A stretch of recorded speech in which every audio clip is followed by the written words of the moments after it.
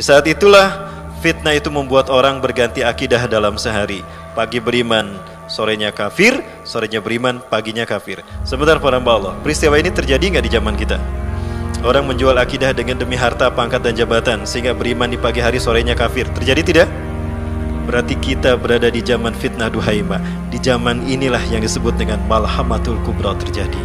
Karena kata Rasulullah SAW, jika itu menimpa kalian, maka esok harinya atau di sesudahnya Dajjal akan datang ke tengah-tengah kalian.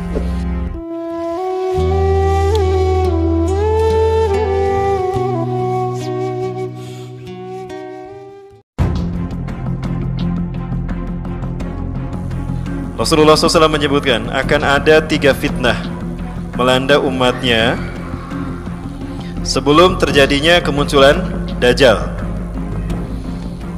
Berangkat dari hadis ini, dari Abdullah bin Umar, semoga Allah meridhoinya, meridhoi Abdullah dan meridhoi Umar bin Khattab radhiyallahu anhuma. Suatu ketika kami duduk di hadapan Rasulullah SAW memperbincangkan soal berbagai fitnah. Beliau pun banyak bercerita mengenainya. Beliau juga menyebutkan fitnatul ahlas. Ya, seseorang bertanya kepada Rasulullah, "Ya Rasulullah, apakah yang dimaksud dengan fitnah ahlas itu?"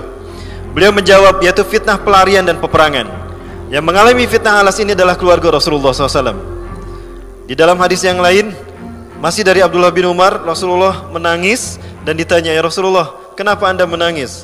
Kami melihat sesuatu yang tidak kami sukai dari wajah anda." Apa kata Rasulullah? "Kami ahlul bait. Allah memilihkan akhirat untuk kami, bukan dunia. Wa sayusibu bala'un azimun li ahli baiti, ahla baiti. Dan ahlul baitku akan mengalami musibah yang sangat berat, yang sangat besar. Mereka akan terusir dan mereka akan diperangi." Terbukti mereka terusir dari Madinah ke Kufah. Dari Kufah pun mereka terusir ke Karbala dan di Karbala mereka dihabisi. Jadi fitnatul ahlas ini menimpa Rasulullah dan menimpa keluarga Rasulullah SAW atau ahlul bait beliau. Kemudian yang kedua, kemudian akan muncul fitnatus sarra, fitnah kesenangan, di mana fitnah ini muncul ketika umat Islam ada di puncak kejayaan, di mana umat Islam mengalami kekayaan yang luar biasa, bergelimpang dan berlimpah harta. Tapi sayang sekali, dunia telah menggantikan akhirat di dalam hati mereka, sehingga mereka cinta dunia dan takut mati. Tersebarlah kemaksiatan di mana-mana. Rasulullah menyebutkan petaka akan menimpa mereka ketika kemaksiatan merajalela. Nah, Rasulullah menyebutkan awal mula fitnatus sarra ini bermuncul, kotorannya atau asapnya berasal dari bawah kaki seseorang yang mengaku dari ahlul baitku, padahal dia bukan ahlul baitku. Ahlul baitku adalah orang yang bertakwa kepada Allah. Artinya apa? Fitnatus sarra ini bermula, penyebabnya adalah munculnya Syiah, dan terbukti Syiah Qaramithah melakukan pembantaian di zaman Mulkan Adhan ini. 20.000 kaum muslimin yang baru pulang dari pelaksanakan ibadah haji dibantai oleh mereka. Wanita-wanita Qaramithah pun ikut melakukannya. Kemudian fitnah ini berlanjut, kata Rasulullah, dengan munculnya fitnah yang ketiga, fitnah yang terakhir, yaitu fitnatud duhaima. Duhaima artinya gelap gulita, luas dan berat. Rasulullah SAW menyatakan tidak ada seorang pun dari umat Islam di dunia ini melainkan akan dikenainya oleh fitnah ini. Illa latamahu, melainkan dia akan dihantam oleh fitnah ini. Artinya umat Islam tidak akan sempat menghindarkan diri, menyelamatkan diri dari fitnah ini ketika fitnah ini datang menimpa umat Islam. Ya. Gambaran fitnah ini terjadi, kata Rasulullah SAW, itu tadi efeknya. Umat Islam akan terpecah menjadi dua. Ya, umat Islam terpecah menjadi dua. Yaitu, bukan umat Islam saja, orang manusia pada umumnya. Yang satu adalah khaymatun fihil mu'minuna wa laysa fihi munafiquna wa kana wahdah. Kemah pertama adalah orang-orang yang memenuhinya adalah orang-orang beriman, tidak ada orang munafik satupun di sana. Wa khaymatut tsaniyah, dan kemah yang kedua adalah kemah yang di dalamnya munafiquna kullu, orang-orang munafik semuanya. Wa laysa fihil mu'minun, dan tidak ada seorang pun orang-orang beriman di sana, walau kana wahdah. Di saat itulah fitnah itu membuat orang berganti akidah dalam sehari. Pagi beriman, sorenya kafir, sorenya beriman, paginya kafir. Sebentar para hamba Allah, peristiwa ini terjadi nggak di zaman kita? Orang menjual akidah dengan demi harta, pangkat dan jabatan, sehingga beriman di pagi hari, sorenya kafir. Terjadi tidak? Berarti kita berada di zaman fitnah duhaima. Di zaman inilah yang disebut dengan malhamatul kubra terjadi.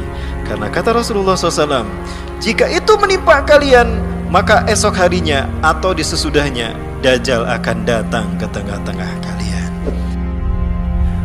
Peristiwa fitnah duhaima ini akan diakhiri sebelum kemunculan Dajjal adalah dengan kemarau panjang selama 3 tahun berturut-turut. Kemarau panjang ini Allah perintahkan terjadi pada umat akhir zaman menjelang kemunculan Dajjal. Allah berfirman kepada langit, "Hei langit, ya sama, kafi ma'uka kullu sulusaha. Hai langit, tahanlah sepertiga airmu, jangan kau turunkan. Waya al, wahai bumi, tahan tanamanmu, jangan kau munculkan sepertiganya." Maka langit menahan sepertiga airnya, tidak hujan. Kemudian bumi pun menahan sepertiga tanamannya, tidak tumbuh. Kemudian yang keduanya, di tahun kedua Allah berfirman kepada langit, "Hai langit, tahan 2/3 airmu. Hai bumi, tahan 2/3 tanamanmu, jangan kau tumbuhkan." Maka manusia makin merana, kelaparan merajalela di mana-mana. Dan di tahun yang ketiga Allah perintahkan kepada langit untuk menahan semua airnya dan bumi menahan semua tanamannya. Maka manusia akan kelaparan. Ya, di mana ketika itu Dajjal muncul di saat kemarau sudah menimpa umat manusia selama 3 tahun berturut-turut. Maka Dajjal saat itu muncul sebagai sang juru selamat tanda petik kepada manusia. Maka tidak sedikit manusia yang terkecoh dengan keberadaan Dajjal dan menjadikan Dajjal sebagai sumber pertolongan bagi mereka setelah 3 tahun mereka dilanda kekeringan. Maka saat itu Dajjal memunculkan sihirnya. Dia mengumpulkan awan, kemudian menurunkan hujan. Maka saat itu manusia bersukacita dan memujanya. Ada di antara mereka yang kemiskinan lalu datang kepada Dajjal, lalu Dajjal memberikan emas kepadanya. Maka dia pun menjadi pengikut Dajjal yang setia. Bahkan ada ulama saat itu, kata Rasulullah, yang akan mencoba membantah Dajjal. Dia mengira kata-katanya, kemampuan ilmunya akan mematahkan hujah Dajjal. Tapi apa yang terjadi? Falamma yattaqaddam ilaih sara tabi'an lahu haqqa tabi'in. Maka tatkala ulama yang akan membantah Dajjal dengan kemampuannya ini datang ke hadapan Dajjal, ternyata dia kalah dengan logika Dajjal dan dia menjadi pengikut Dajjal yang paling setia. Itu manusia. Nah, di saat itulah kemudian orang Allah muncul pertarungan yang disebut dengan puncak dari Malhamatul Kubra. Orang menyebutnya Armageddon. Tapi ingat, saat itu dunia sudah kehilangan teknologi. Oke. Bagaimana proses teknologi ini kan hilang? Tadi Rasulullah menyebutkan akan ada benda langit yang mengakibatkan adanya peristiwa yang semua manusia mendengarnya. Pada mula kembali kepada tahun 2015. Di tahun 2015 saya mendapatkan data dari NASA pertengahan Agustus bahwa NASA mengkonfirmasi ada benda langit yang sedang bergerak mengarah ke bumi. Ya, dari mana tahu mereka mengarah ke bumi? Karena gelombang radiasinya terpancar mengarah ke bumi. Bumi kuat merasakannya. Nah, dari luasnya radiasi, wilayah yang terkena radiasi gelombang ini, maka diperkirakan benda langit ini ukurannya sebesar Pulau Jawa. Dapat kita bayangkan benda ini sebesar Pulau Jawa dan akan menabrak bumi. Maka muncul asumsi dari Jepang, muncul asumsi dari Eropa. Jepang mengatakan benda ini lebih kecil dari bulan, tapi bergerak lurus menabrak bumi dan hancur, magmanya akan tumpah menutup semua permukaan bumi. Sehingga 2/3 manusia hilang, kata Jepang. Ada juga yang mengatakan dari Eropa bahwa ini lebih besar dari bulan, hampir mendekati Jupiter, cuma tidak nabrak bumi, hanya nyenggol doang. Ya, hanya say hello kepada bumi. Weh bumi, kemana aja, udah jamak gak bertemu. Tapi bumi akan hancur dan kehilangan 2/3 penduduknya.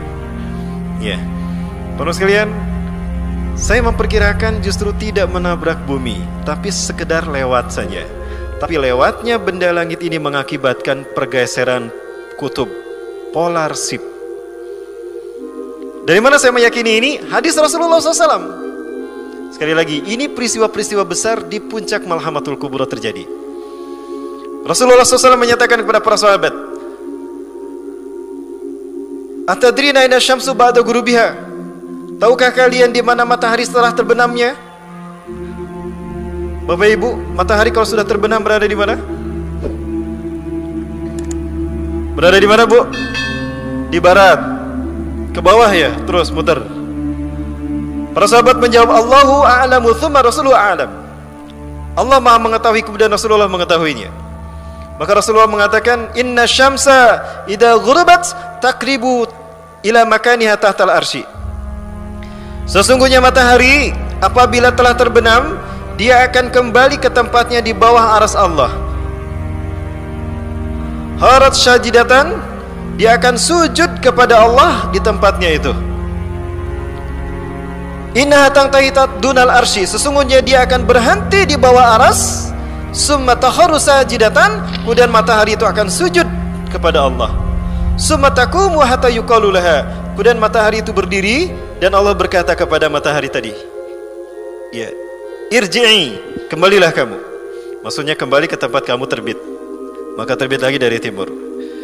Yushaku ya abadarin ayyuqala laha, hampir-hampir terjadi dikatakan kepada matahari itu, irji'i min haitsu ji'ta, keluarlah kamu dari arah kamu datang. Ya, maksudnya terbitlah kamu dari tempat kamu terbenam.